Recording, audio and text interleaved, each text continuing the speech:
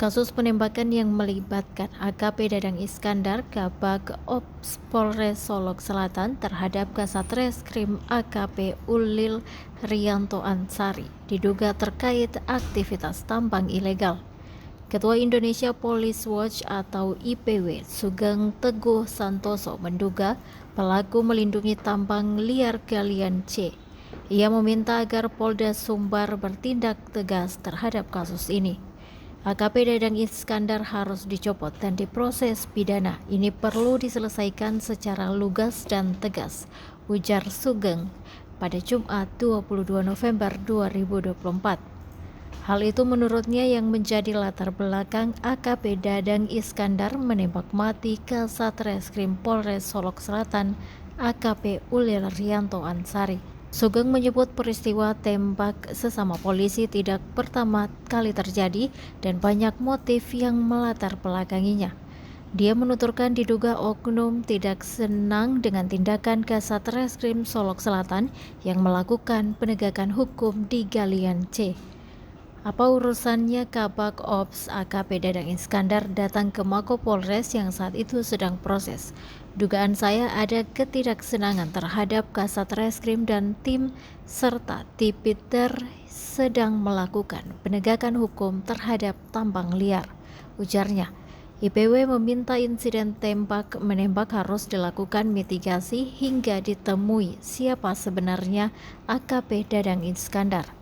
Apakah dia terlibat dalam perlindungan terkait tambang ilegal? Jadi harus didalami motif penembakan ini sesungguhnya apa, katanya. Dalam kasus ini IPW menilai ada dikotomi dua pihak yang berhadapan. Pihak Kasat Reskrim ingin menegakkan hukum sedangkan Kabag Ops-nya diduga ingin melindungi praktek tambang ilegal. Oleh karena itu, harus ditindak dan didalami serta hukumannya menjadi lebih berat buat Kabag Ops bila memang benar dia melindungi. Sebelumnya, Kasat Reskrim Polres Solok Selatan AKP Ulil Rianto tewas ditembak Kabag Ops AKP Dadang Iskandar di Mapolres Solok Selatan, Jorong Bukit, Malintang Barat pada Jumat 22 November 2024 pukul 00.43 WIB. Adapun kasus ini terjadi setelah Satreskrim Polres Solok Selatan mengungkap dan menangkap pelaku tambang galian C. Dari laporan polisi yang diterima, mulanya Ulil Rianto mendapat telepon dari Dadang Iskandar terkait penangkapan terhadap pelaku tambang galian C yang dilakukan timnya. Saat itu pelaku yang diamankan sedang dalam perjalanan ke Mapolres dan sesampainya di ruang reskrim Polres Solok Selatan, penyidik pun melakukan pemeriksaan. Saat pemeriksaan itu berlangsung, penyidik yang memeriksa pelaku mendengar bunyi tembakan dari luar ruangan dan saat itu melihat Kasat Reskrim tergeletak dengan luka tembakan.